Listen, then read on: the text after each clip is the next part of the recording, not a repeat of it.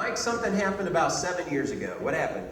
I was working in Mobile for the BP cleanup, and there was an industrial incident facility next to where we were working, sprang a leak. And to sum it up, I was in a cloud of anhydrous ammonia with no protection for about an hour, breathing that in, and that caused a lot of damage to the brain and brain function.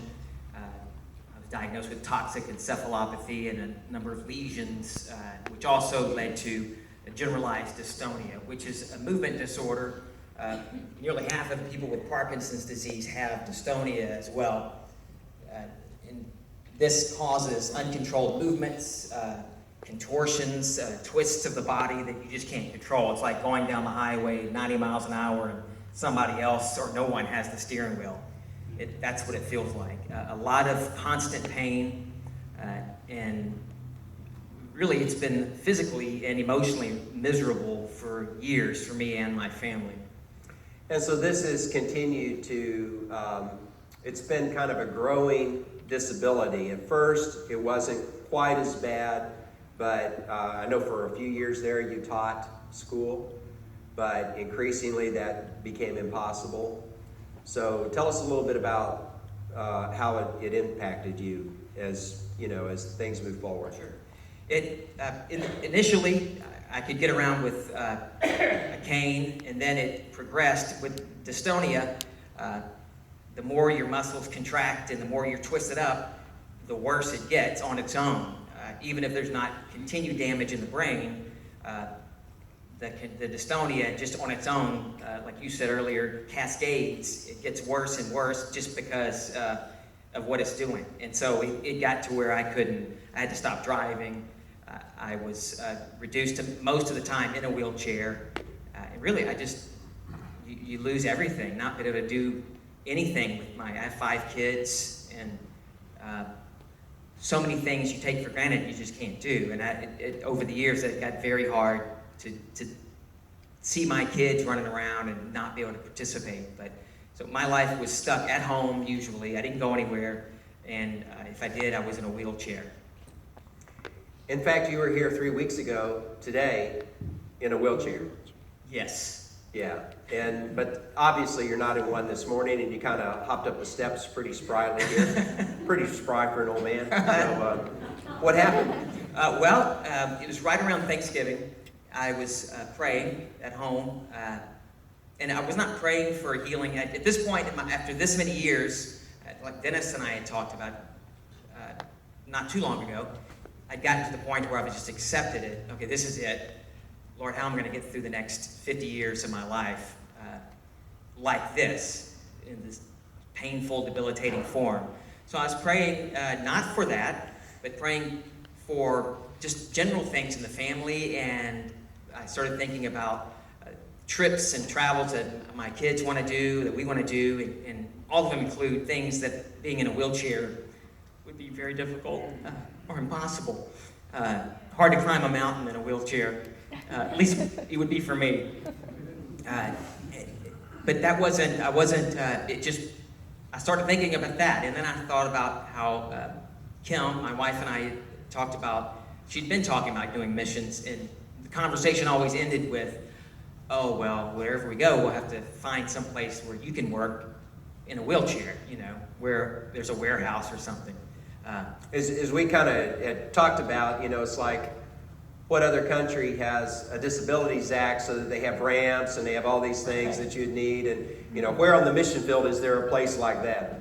That would have been nice. It's hard to find that here. But, so I was resigned to the fact that maybe I'm not going to be able to do missions, which is ironic because a decade ago I swore I would never want to do missions. And now, when I couldn't, I really wanted to. So this all happened very quickly during my prayer. Just a thought. I thought about the mountains, and then I thought about Puerto Rico, going with Kim and my niece next month. It's just a passing thought during prayer. And here's the conversation that went on right then. It was fast. I'm thinking about Puerto Rico, and then, well, you can't do that in a wheelchair. Well, you're right. I guess it's time for Dystonia to go. Okay. And that was it. I wasn't being I wasn't dismissing it or being flippant about it. The conversation is if, Kim tells me, Mike, your mom's cooking roast beef for lunch after church. Okay. I'm told it's going to happen. And so, if I'd thought about it anymore, then I would have thought, well, God said, Dystonia is going to be gone, so we can go traveling and go on mission. So I wasn't waking up the next morning. I wake up Saturday morning and Sunday morning thinking, oh, Lord, waiting for that big moment of being healed. I just didn't give it another thought until the following week.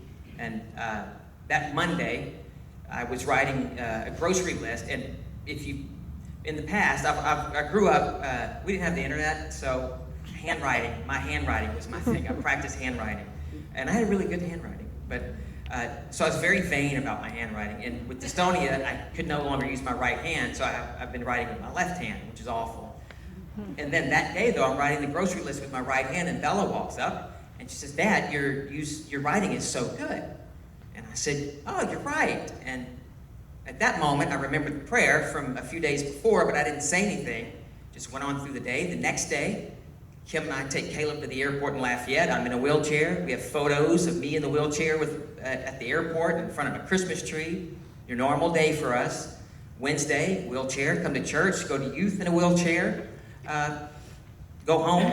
An hour later, after getting home, I'm walking. And at the moment when I'm thinking, well, I'm walking kind of fast, Kim says, hey, come here.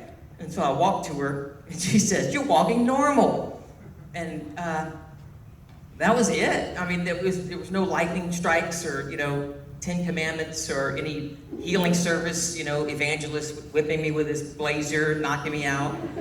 It was just a normal evening. We came home from church, and then, it's all gone. So I haven't had, since that night, it was the 6th day of the 7th year that I was healed. The 6th day of the week since my prayer, 6 days after the prayer into the 7th year of me being sick. My niece thought that was really cool as far as numbers go, but I just think it's cool that this happened. So since that Wednesday, I've had absolutely no symptoms, absolutely no twists, no tremors, and even, and this is a biggie, the internal vibration. Some people that have had stuff like this understand, and it has to do with the damage to the brain and the dystonia, but there's been, for 7 years now, there's been this constant in my head, in my body. You couldn't see it, but I could feel it. Never ended. And so, my prayer, one of my verses, my main verse is Psalm 46:10, be still and know that I am God. And with that vibration, that had become, I joke about it, I'm like, wow, yeah, I would love to be still. And then now, being still, it's just fascinating. It blows me away every day at the awesomeness of God and how good just being still feels. So I know that you guys had said, well, let's not just kind of do a big announcement, let's just see when the kids notice. So Bella noticed first, but tell us about some of the others. Well, Connor was first. He was and that's because he's the caretaker. I homeschool Connor, so he's with me all the time. He really, I couldn't have made it this far without his help.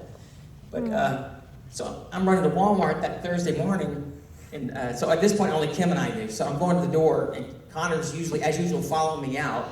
And he said, Dad, where's your wheelchair? Your crutches?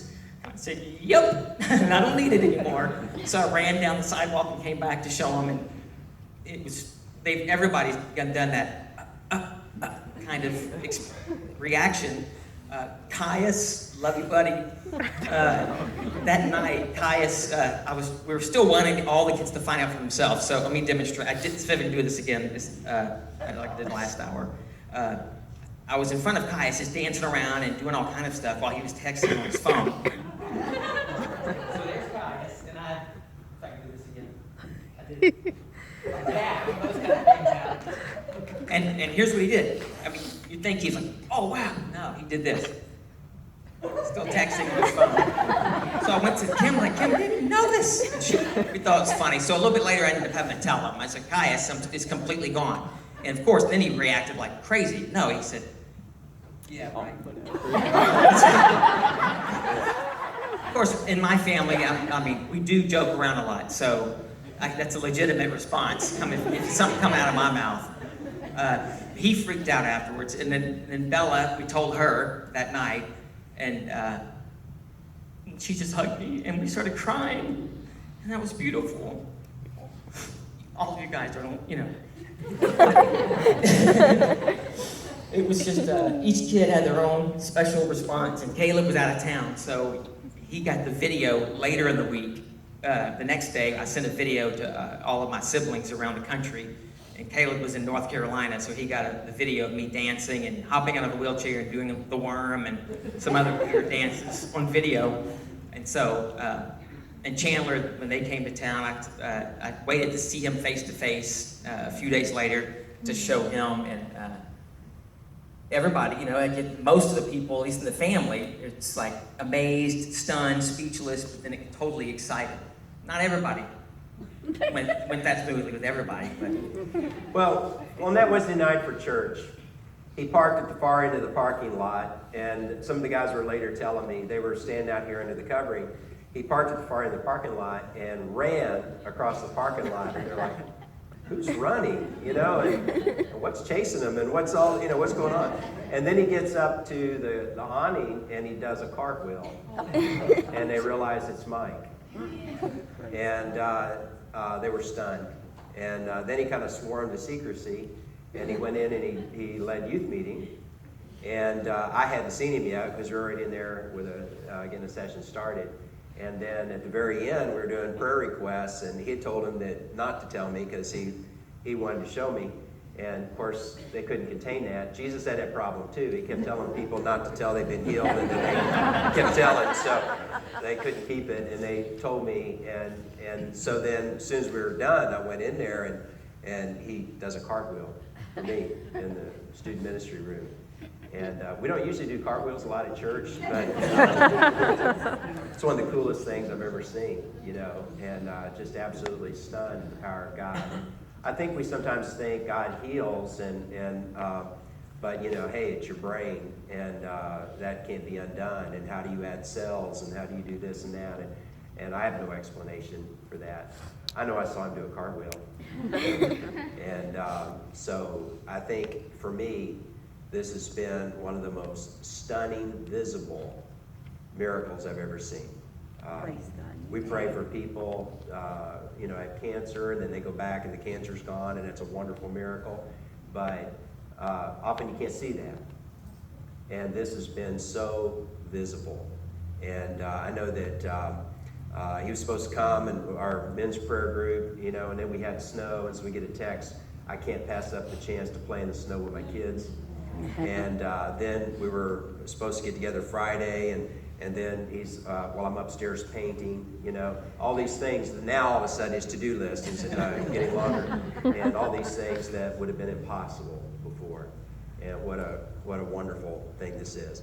Now, one of the things that, I knew you'd get it. When you and I talked right away, and I knew God had done something, so I asked you about it, and it's been interesting. What's been the reaction of people? How easy is this for them to accept that actually God has done something, has done an unusual miracle?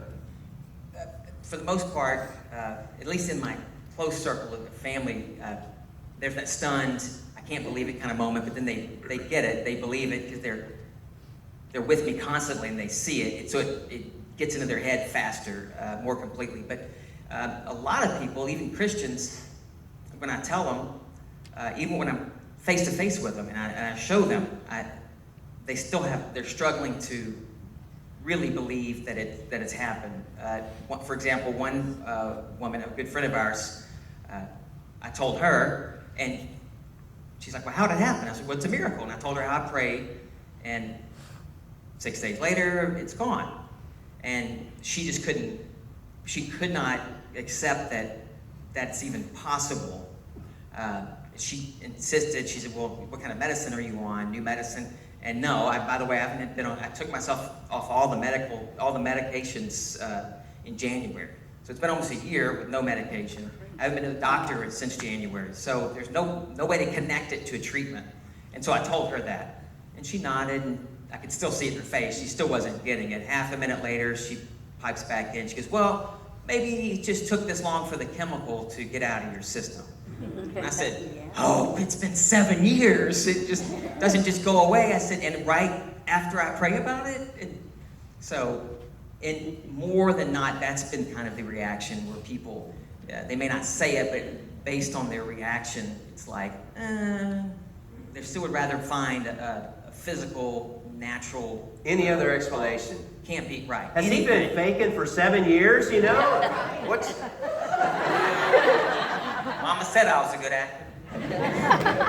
But yeah, that would have been that's a long con if I could have done that. But no, and I'm sure I've run into people already that have doubted that. They tried even that. I've even heard that. People joke, but like, well, they're joking about it. They're thinking about it. Like, maybe I wasn't as sick as I made it look.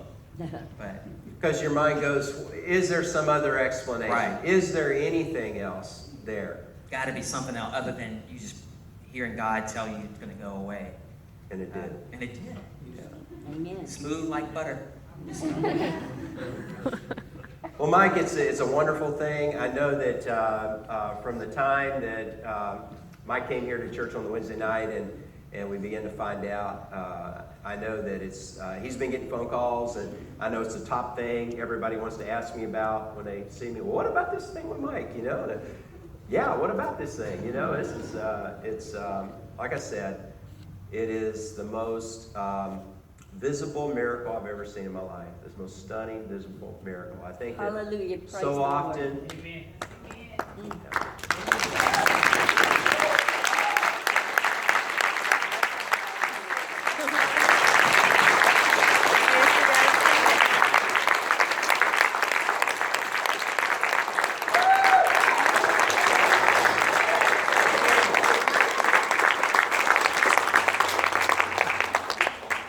Well, praise the Lord.